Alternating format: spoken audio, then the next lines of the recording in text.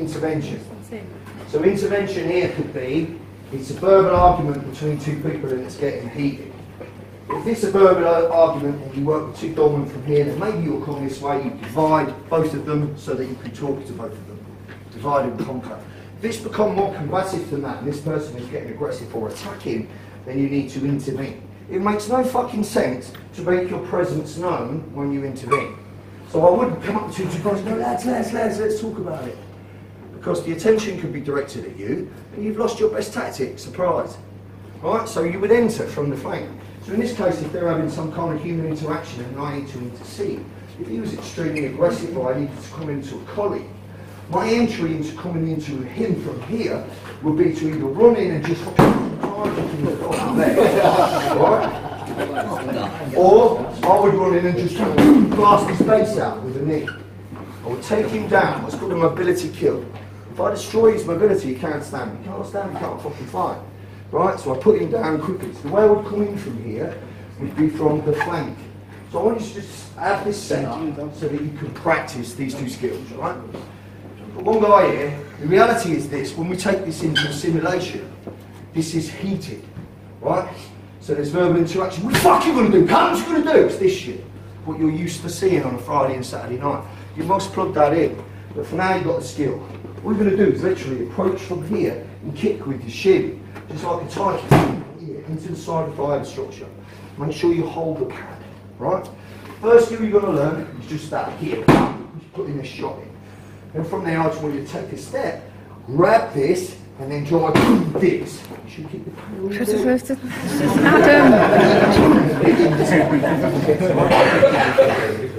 We're going to work these two skills first. So you're going to get with a partner, you're going to get a couple of minutes. All you're looking to do is run in from his flank. Understand that his vision is tunnelled. If he's aggressive and angry, he's fixated. He's fixated on making in front. Which means he doesn't see you coming. Right? And from here all you're going to do is just literally tie kick that, or grab it and knee that. Right? We try that first. Get some kick, need a core in your hips. So I ain't got the time to teach you the nuances of how to tie kick, because there's a lot of hip movement involved. So there's a biomechanical way in which to do it, right? The best one that you can stick with is literally just run in, grab the side of the arm, and drive this knee straight through his base. Anybody can do that, it's simple and gross motor. But here's the thing, when you practice something, you're just practicing a skill in conscious mind, really comfortable. But the reality is, if this guy was stoving in your colleague's head, and you had to run in to do that for real, emotionally, how fucking different do you think you would feel to how you feel right now? Massively, because you would be full of adrenaline, which means how you do it will reflect the outcome. So if you're practicing it and just going like that, it ain't going to work. You've got to have intent. In order to deal with aggressive violence, you've got to have intent. So even though you need to be seen to be discreet, there's still got to be a fuck you on the end of it. Do you know what I mean? This ain't no good. It's got to be the fucking. It's got to be that. You've got to add a bit of intent if you want to deal with problematic people, right? All I'm looking at is a way to intervene. I can either hit him, kick him in the thigh, or knee him in the thigh. This is a good start for 10. But I'm going to show you a very simple way in which you can take somebody down quickly, right? From this position, take both your hands and just slap both sides of the face. From here, just pull them back, drive them down and pin. This is the best way to intervene, particularly when this gets active in a minute, as it will, right? So what I could do from here, if I only need him and half buckled him to here, I would then take the head and finish it off. Do you understand? Yeah. This or that? Yeah. So what you're going to do then is work with your partner, just do this one drill. I want you to do 3, then switch again, right? So just get your mind right for a moment. Imagine that you had to do it for real, or this fucker's going to kick fuck out one of your mates. And then add a little fuck you to that, and take the head, control and pin. As soon as you pin, you want to him for weapons and look around. What are you looking for? His mates, right? So what are you doing? Grab, knee, right? From here, take his head, put him down, then restrain. Let's make it a 3-man event. Come here. Simon? 3-man 3-man event, right? He's giving him a problem. You come here, you knee, and take the head. As soon as I pin now, he pins his feet. So knee across his feet.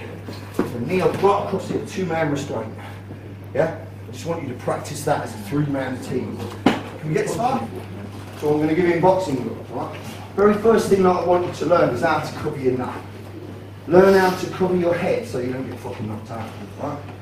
From here, all we're going to do is take both hands and frame your head. Just hold your head, drop your chin, raise your shoulders, bite down and hold your head. He's not going to hit you any harder than bang, bang, bang, bang. He's going to have gloves on, so it's not going to be as bad.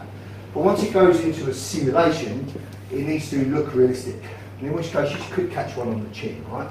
Hence signing the weight up. So what it looks like when he actually covers his head momentarily, when he punches it, do it. Just looks like that, right? You don't want to let him get off any more than 3 to 5 punches before you intervene. Do you understand? So if he's here, just for the purpose of this, I want to make him put on a helmet. So he puts on a helmet. Now when I take his head, I can take his head. So what I'm not doing, turn around, what I'm not doing is this. Gently, gently grab it and then pull it. Because as soon as he feels me, he'll just pull forward and pull me off my feet. And foot, he'll just do that. So my entry has to be ballistic. Do you understand ballistic? Yeah. What I'm going to do then is I'm going to come behind him, I'm just going to clap both his ears. So literally from here, like that. That's all I'm doing. I'm just ballistically taking his head. He's going to have 2 handprints on his face. He's not going to get bent out of shape. Right? If you want to be able to do this effectively, you've got to do it. You know, this shit ain't going to work. It needs to be that. It should be that quick. Right? That's how quick you should have it. The taller the fucker is, the bigger the fucker is, the better. As soon as I get his head past the axis of his hips, it's going down. You understand? But you're going to do it from dynamic. So it's very difficult. So start with, understand how verbal start. So it might be cursory glance. It's not a fucking problem. You know, it's about you and me, you cunt. Let's fucking go there. It's this shit. That's what you want in your role play. How often do you see that? Often enough, right? So it's important that you add aggression, role play, profanity into your training because it helps you desensitize, doesn't it? If you only do very softly compliant bollocks, like marching up and down in pajamas, let's say, then when you meet real violence, and it's guttural and it's in your face and it's threatening, if you've never experienced it, do you think you will pause? Of course you will. It's frightening. But as doorman, you should be already desensitized to aggressive behaviour. How often do you hear people ranting and shouting? But you need to add it into the mix. Do you understand? Yeah. So as soon as he starts with him, come here. You